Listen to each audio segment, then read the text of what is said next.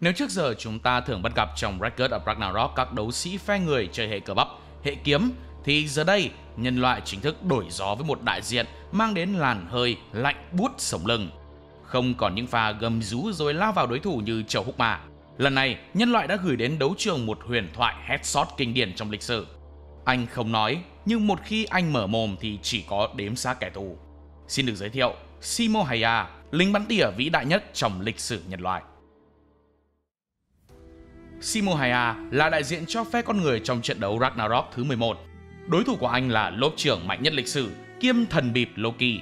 Đáng ra thì Loki chưa đến lúc phải ra trận đâu, nhưng thằng cha này bị Kragr Brunhild đem ra làm bia đỡ đạn để cứu người yêu. Danh dự của Loki tự dưng tụt xuống ngang bằng với cái rẻ lau, nên ông thần mới cướp slot của Anubis, ra sân theo đúng ý Brunhild luôn. Thế là chúng ta mới có kèo Simo Häyhä và Loki. Quay lại với Simo, ấn tượng đầu tiên của tôi về tay này là lùn, mà ông này ngoài đời cũng lùn thật, đâu đấy có 1m6. Xin lỗi, tôi khốn nạn quá. Nhưng không sao, mấy người lùn bao giờ cũng nguy hiểm, vì họ không bao giờ phải cúi đầu. Simo mặc một chiếc áo khoác to tổ bố, nhìn thôi là thấy dày hơn mặt mấy đứa hay đội lốt bạn thân mượn tiền. Anh đội một chiếc mũ trùm đầu, găng tay và đi đôi bốt kiểu Lapis. Khuôn mặt của Simo hầu như được che bởi một chiếc khăn len, chỉ để lộ mỗi 2 con mắt.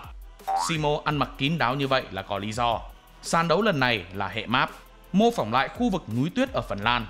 Lạnh hơn gáo nước chị Brunhild tạt vào mặt anh Loki luôn nhá, nên không ăn mặc hở hềnh được. Điều đáng chú ý là trận địa này toàn là một màu trắng, lấy cảm hứng từ chính chiến trường mà Simo ngoài đời thật từng tham gia chiến đấu. Khung cảnh trắng xóa cộng với bộ đồ trắng để giúp ngụy trang là một trong những lý do khiến Simo được mệnh danh là tử thần trắng. Nhưng không phải tự nhiên chơi quả hàng trắng rồi nấp trong tuyết là được gọi bằng cái tên như vậy đâu.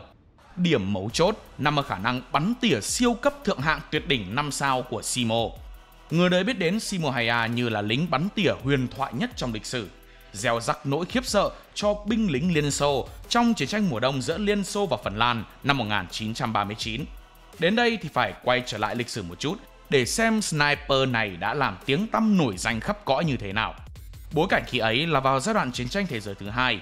Liên Xô lo ngại rằng Đức có thể tấn công mình qua Phần Lan nằm kế bên, nên mới bảo thằng hàng xóm nhích qua một tí, nhường ta miếng đất để ta phòng thủ. Nhưng dĩ nhiên là Phần Lan méo chịu. Trước đây hai thằng vốn đã không ưa gì nhau, nay lại còn xin đất không được. Liên Xô thì máu chó, không ngán bố con thằng nào, bèn vác dao dựa sang khiêu chiến. Lực lượng của Liên Xô gần gấp đôi của Phần Lan, tha hồ mà lấy thịt đẻ người. Đã thế anh bạn này còn có nhiều hàng nóng. Liên Xô từ xưa đến nay vẫn khoái kinh doanh văn phòng phẩm, mỗi tội hơi buôn đầu dê bán thịt chó.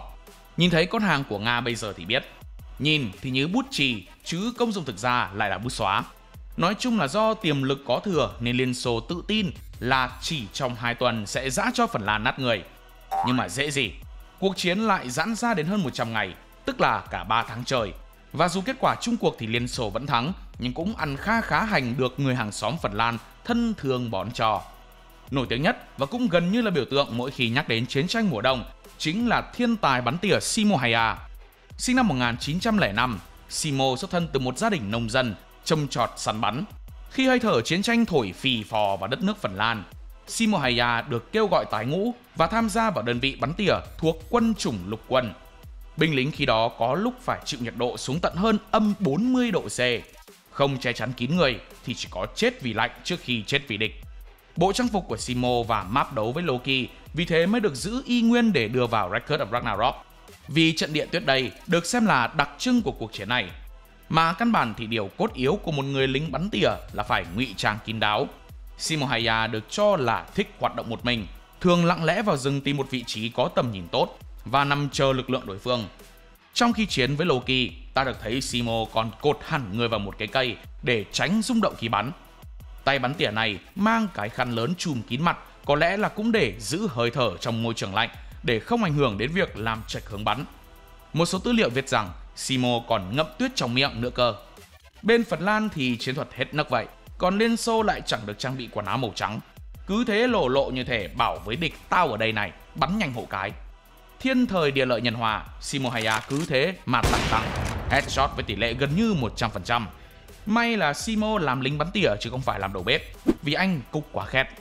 Chỉ một mình Simo đã hạ 500 đến 542 binh sĩ Liên Xô, con số kỷ lục trong vòng 100 ngày đối với một xạ thủ bắn tỉa. Nhờ có thiện xạ này, một binh đoàn 4.000 người của Liên Xô đã bị chặn đứng, góp phần rất lớn thay đổi cục diện chiến trận. Đúng kiểu tất cả chúng mày đã bị một mình ta bao vây. Thế này thì làm gì còn ai chơi lại cũ nữa. Một sự thật đáng kinh ngạc khác là Simo chưa từng được đào tạo chuyên nghiệp về bắn tỉa. Mãi cho đến tận năm 1938, ông mới trải qua một khóa huấn luyện, tức là chỉ một năm trước khi diễn ra cuộc chiến mùa đông. Còn nữa, việc bắn tỉa trên thực tế bị ảnh hưởng bởi rất nhiều yếu tố bên ngoài như khoảng cách mục tiêu, hướng gió, sức gió, tốc độ di chuyển của mục tiêu, ảnh ảo, nhiệt độ, áp khí và cả điều kiện ánh sáng. Đó là lý do vì sao thường phải có thêm một người nữa để hỗ trợ tính toán các biến số đó, phân tích chúng, từ đó đưa ra hướng dẫn cụ thể và tọa độ cho lính bắn tỉa thực hiện cú bắn của mình. Còn Simo, trong khi tác chiến, ngài còn chả thèm xài ống ngắm, mà ngắm bằng mỗi đầu ruồi. Thế mà vẫn tiễn được tận 500 mạng. Tưởng đâu như từ trong bom tấn méo bước ra ngoài đời. Thực ra con số 542 mà người đời kháo nhau lẫn xuất hiện trong Record of Ragnarok là có một chút phóng đại. Đó chỉ là con số ước tính, gồm cả những người được ghi nhận là đã lên bảng và cả những người chưa rõ tình trạng. Với lính bắn tỉa, nếu muốn tính cho đúng thành tích thì chỉ ghi nhận nếu đối phương hẹo, và hẹo chỉ dưới đường đạn của tay súng đó thôi. Giả sử nhiều người đục lỗ lên mục tiêu cùng lúc thì cũng không được tính, mà thời đấy làm gì có khứa nào rảnh mà ngồi đếm. Lo đếm xác không thôi đủ mệt rồi, hơi đâu mà xem quả dưa hấu của thằng nào bị bắn bởi thằng nào. Thế nên con số 500 cũng chưa chính xác. Các nhà nghiên cứu chỉ ước lượng đâu đó xua kèo là khoảng hơn 200 đến 300 mạng thôi. Nhưng mà nói gì thì nói, dù chỉ có 2 đến 300 mạng đi nữa thì con số đó cũng là quá khủng khiếp, đủ để ghi nhận là tay súng bắn tỉa top 1 server rồi. Với số lượng thương vong lên đến hàng trăm người dưới nòng súng của mình, bạn có bao giờ thắc mắc rằng người lính ấy cảm thấy như thế nào khi xuống tay với những con người bên kia chiến tuyến? Chúng ta may mắn sinh ra trong thời bình, nhưng chính vì thế mà việc tự đặt mình vào vị thế của một kẻ giết người để bảo vệ tổ quốc thì thật là khó. Ở đây, Record of Ragnarok đã khai thác rất tốt khía cạnh tinh thần của một xạ thủ thiên tài phải cầm súng để bảo vệ quê hương. Mỗi lần tỉa được một mạng người, Simo sẽ đếm số. Con số chạy ra từ miệng anh cứ như giá điện, ngày càng tăng dần chứ méo bao giờ thấy giảm. Từ 1, 2, 3, 4 rồi lên đến cả hàng chục, hàng trăm. Bình thường tôi nhìn thấy mẹ tôi giết gà thôi là đã muốn xây sầm mặt mày.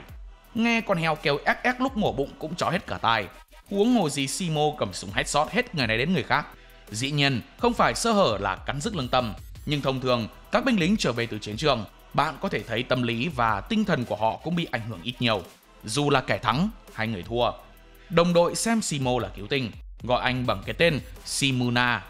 Anh là người mang lại niềm tin và hy vọng sống cho bạn bè, nhưng điều đó đồng nghĩa với việc phải pentakill lính Liên Xô càng nhiều càng tốt. Simo thì không cho rằng đó là điều đáng để lấy làm vui vẻ gì. Anh thường trốn trong lều, miệng lẩm nhẩm những con số. Chính là lượng người mà chính tay anh đã đắp chiếu cho họ. Ngày nào cũng vậy, vừa cuộn mình vào một góc, vừa nhớ lại cảnh bản thân pha chế đá bảo siro dầu. Simo dần trở nên khủng hoảng tinh thần. Chứng bệnh này còn ảnh hưởng đến Simo tận sau này, biến thành những triệu chứng điển hình của PTSD, một loại rối loạn tâm lý sau chấn thương điển hình thường gặp ở những người lính. Ở Việt Nam, ngày nay vẫn có những trung tâm điều trị và chăm sóc các thương bệnh binh mắc các vấn đề về tâm thần khi chứng kiến quá nhiều sự khốc liệt trong chiến tranh. Nếu bạn quan tâm thì có thể lên mạng search thử, xem xong mới thấy cha ông ta khi xưa đã cực khổ như thế nào để cho chúng ta hòa bình hôm nay. Không bao giờ được quên đi công lao của họ các bạn nhé.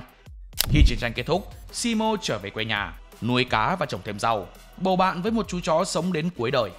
Và các anh em biết gì không? Simo là đấu sĩ phe người trẻ tuổi nhất tính đến hiện tại đấy. Những người trước thường sống ở thời phong kiến hoặc cận đại, còn Simo thì thậm chí mới chỉ mất cách đây 23 năm thôi. Vào năm 2002, và thọ 97 tuổi.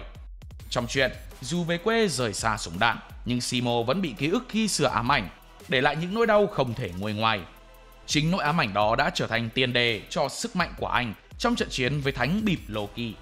Khi Loki xài trích lò triệu hồi ra các bản clone của Thor, Odin và Hercules, Simo núp lùm ở đâu đấy trong trận địa tuyết, bắn một phát vạn hoa liều loạn đi đời hết. Vấn đề mà ai cũng nhận ra ngay sau khi chứng kiến phát bắn đầu tiên của Simo chính là loại đạn của anh. Thứ nhất, Simo chỉ bắn có một phát, nhưng lại tiễn hết các bản sao của thần mà Loki tạo ra, chứng tỏ anh ta xài loại đạn có thể tách ra thành đạn tán xạ. Tuy nhiên với một lính bắn tỉa thì đạn tán xạ không phải là một loại đạn lý tưởng lắm. Đạn thường thì đường đạn sẽ có lực hơn, bay xa hơn. Chứ đạn tán xạ thì nó bắn ra nhiều hướng cùng lúc nhưng độ xuyên thấu lại thấp mà tầm bắn cũng bị thu hẹp. Điều đó dẫn đến khúc mắc thứ hai. Dù trên lý thuyết đạn tán xạ có hạn chế như vậy nhưng Simo vẫn có thể bắn tất cả các clone không trượt phát nào. Rõ ràng là loại đạn này đã được búp. Thứ ba, theo Đức Phật phân tích thì quá trình đồng cam cộng khổ giữa một Valkyrie với một con người đúng là có thể tạo ra thần khí, nhưng sẽ chỉ có tác động lên chính cơ thể của con người hoặc Valkyrie đó thôi. Ví dụ như trường hợp tác động lên chính con người là võ sĩ Sumo Raiden, khi Valkyrie Pruder đã giúp anh cường hóa khung xương. Ví dụ về Valkyrie biến thành vũ khí thì nhiều, và cũng hầu hết là như thế. Cứ cho là Valkyrie Rat Reader của Simo biến thành khẩu súng đi, thì bản thân khẩu súng đó là thần khí, chứ loại đạn bắn ra không thể nào biến đổi ảo diệu, đả thương thần linh được, mà vẫn sẽ chỉ là đạn thường thôi. Bản clone mà Loki tạo ra dù gì cũng là thần. Vậy thì tại sao đạn của Simo lại có thể ban phát dân chủ hết cả đám được? Thực chất, tất cả mọi người đều hiểu nhầm rằng Rat Reader biến thành khẩu súng của Simo. Cô cũng không biến thành đạn mà Simo xài. Cặp đôi này không hề phá vỡ quy tắc đồng cam cộng khổ. Thứ mà Valkyrie này biến đổi chính là cơ thể của Simo, cho phép anh sử dụng một nội tạng của mình để làm đạn. Đó gọi là khế ước tử thần Isanma. Phát vạn hoa liều loạn đầu tiên của Simo sử dụng là một quả thận để làm đạn. Do đó mới bắn ra tá là âm binh được như thế để tiện hết mớ thần ảo. Ôi, anh bạn này đúng là người bán thận nạp VIP trong truyền thuyết luôn. Tại sao Simo lại lựa chọn một phương thức chiến đấu nghe đau lòng cả nghĩa đen lẫn nghĩa bóng vậy? Câu trả lời nằm ở chính nỗi đau thầm kín của anh khi xưa nơi chiến trường. Vào những ngày cuối cùng của trận chiến, Simo đã bị bắn trúng hàm và trọng thương do một người lính Liên Xô lỡ ngớ thế nào cướp cò. Thương tích này khiến Simo mất khá nhiều thời gian để hồi phục, và hậu quả là một nửa khuôn mặt bị biến dạng. Trong hồi tưởng của Simo, khi vừa trúng đạn ngã xuống, anh đã cảm thấy cơn đau lúc đó chính là một cách để chuộc tội. Dù đau thế vẫn chưa nhằm nhò gì so với số mạng người đã ra đi, nhưng ít nhất nó cũng khiến Simo cảm thấy thanh thản hơn đôi chút. Và trong trận chiến với Loki, Simo đã đánh đổi chính nội tạng của mình để có thể dùng súng. Giống như là 1 đổi 1 vậy. Một nội tạng đổi 1 kill. Mỗi lần anh gọi tên một nội tạng nào đó thì nó sẽ co thắt lại rồi di chuyển lên hướng nòng súng để trở thành đạn. Nghe thôi là đã thấy thốn rồi. Bro thực sự bắn bằng cả tấm lòng, xứng đáng cộng 100 respect. Mỗi khi bắn xong, từ miệng Simo sẽ có máu chảy ra.